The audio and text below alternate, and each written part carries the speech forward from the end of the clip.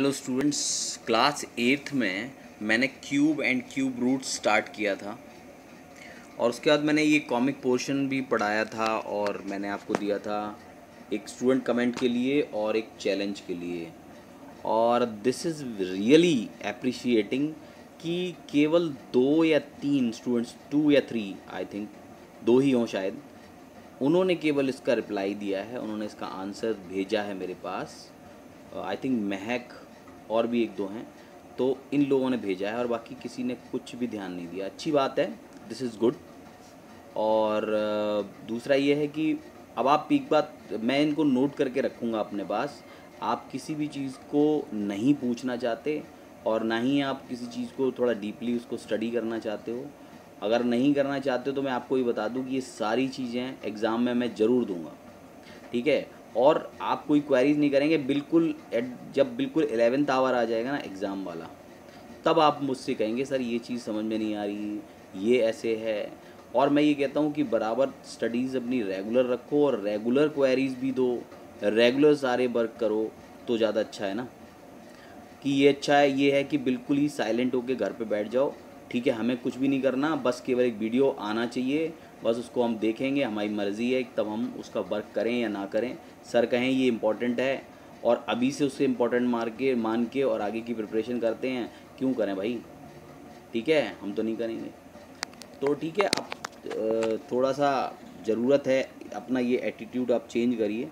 और ये student comment और उसके बाद में ये क्वेश्चन तो शायद किसी ने करके ही नहीं भेजा है, तो आई होप कि कल आप इसको भेजेंगे और मैं इसको आगे शुरू कर रहा हूँ। लेकिन एक बात समझ लो कि आगे मैं इसके बाद जब चैप्टर शुरू हो रहा है, आज तो मैं इसको करा रहा हूँ, और यदि आपके आंसर सभी के नहीं आते हैं तो मैं इसका एक रिकॉर्ड भी बनाऊंगा कि कौन जो है इस पर थोड़ा अलर्ट रहता है, एक्टिव रहता है, और कौन कौन बिल्कुल ये समझ के बैठा हुआ है। अच्छा, जब एग्ज़ाम हुआ, टेस्ट हुआ, तो इतने सारे बच्चे इसमें शामिल हुए, इतने सारे बच्चे, ये अच्छा था, अच्छी फीलिंग थी।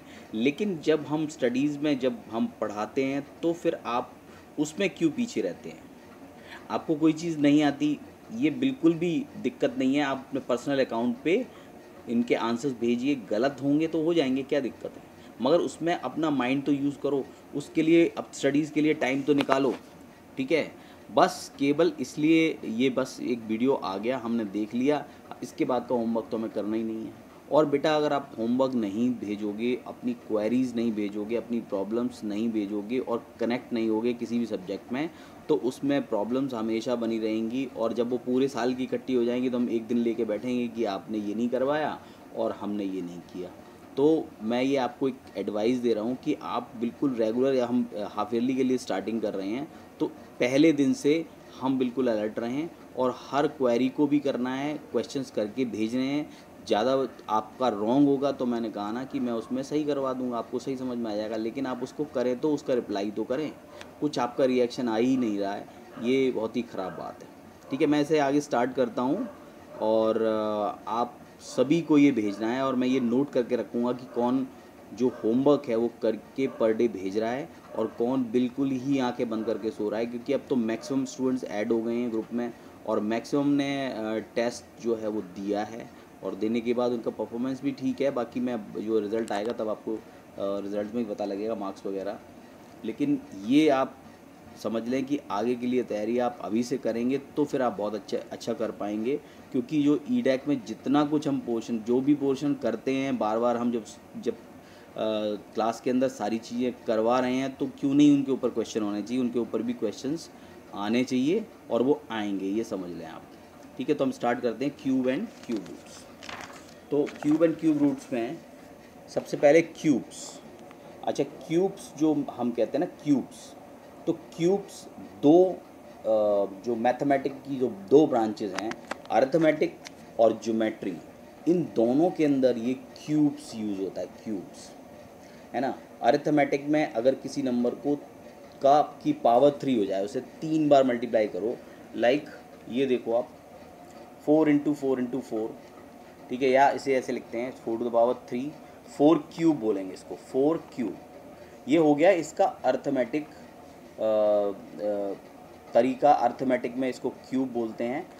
4 टू द पावर 3 को 4 इंटू 4 इंटू 4, इसे 4 क्यूब बोलते हैं। और ज्योमेट्री में, जैसे ज्योमेट्री में आप क्या करते हैं, आप इस तरह से क्यूब होता है, जैसे 1 यूनिट क्यूब का मतलब हुआ कि जो 3 डायमेंशंस हैं इसकी, लेंथ, ब्रेथ और हाइट, ये तीनों 1 यूनिट ही होंगी, तीनों बिल्कुल बराबर होंगी। अगर 2 यूनिट का है तो LB2, BB2 और HB2, ठीक है। इसी तरह से 3 यूनिट का है तो LBH, तीनों 3 यूनिट में होती हैं, ठीक है। तो इस फिगर को हम ज्योमेट्री में यूज करते हैं, ठीक है। अब मैंने जो आपसे वो जो चैलेंज था वो करवाया था, उसको आप सोचें ज़रा कि एक क्यूब को काटेंगे, अगर एक बड़े क्यूब को काटेंगे 27 पार्ट्स में, 27 पार्ट्स में, तो कितने कट हमें लगाने पड़ेंगे, कितने कट लगाने पड़ेंगे, तो ज़रा उसके बारे में सोच के और मुझे उसका रिप्लाई जल्दी से जल्दी दो। कुछ समझ में नहीं आ रहा हो तो हम बताएं, या आपको अच्छे से समझ में आ रहा है तो आप उस पर रिस्पॉन्ड करें जल्दी से जल्दी। मुझे तो लगता है कि जब कोई भी ज़्यादा रिप्लाई नहीं आती तो लगता है कि पता नहीं क्या हो रहा है। आप सबका रिस्पॉन्स मुझे चाहिए, और मैं ये इसका एक डेटा में इसका रिकॉर्ड बनाने वाला हूँ कि कौन भेज रहा है, कौन बिल्कुल आराम से सो रहा है घर पे, ठीक है। Geometric meaning of cube numbers.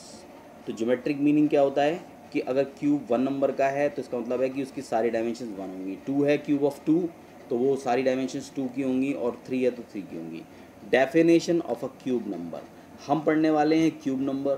Cube number का मतलब है कि अगर हम किसी नंबर को 3 टाइम्स मल्टीप्लाई करें, 3 टाइम्स मल्टीप्लाई करें तो जो नंबर आएगा वो क्यूब नंबर होगा, ठीक है। कैसे? The cube number is obtained by multiplying that number 3 times, that is the cube of the number a is a into a और a क्यूब, ठीक है। It is also known as perfect cube, इसको perfect cube भी बोलते हैं, ठीक है। अब आ जाते हैं इस पर, properties of perfect cube numbers. Properties क्या हैं परफेक्ट क्यूब नंबर्स की, तो मैं इसको इतना आप कर लें पहले, इसके बाद मैं नेक्स्ट वीडियो में आपको बता रहा हूँ प्रॉपर्टीज़ के बारे में, properties of perfect cube number के बारे में। और इससे पहले कि मैं आपको दूसरा वीडियो भेजूँ, आप इसको, जो आपको दो मैंने क्वेश्चन दिए थे ये वाले, स्टूडेंट कमेंट दिया था और चैलेंज, इन दोनों को कंप्लीट करके फटाफट मेरे पास भेजिए। जब तक ये 3rd वीडियो, इसके बाद वाला वीडियो आएगा, उससे पहले आप मुझे इन दोनों का आंसर सभी भेज दीजिए। मुझे सबके चाहिए, गलत हो सही हो आप अपने दिमाग से करिए, गलत हो जाएगा तो सही करा दूंगा, लेकिन आप सभी भेजेंगे। अब मुझे ये सभी के रिस्पॉन्सेज बहुत ज़रूरी चाहिए, ठीक है। तो इसके बाद मैं नेक्स्ट वीडियो में बाकी भेजूँगा।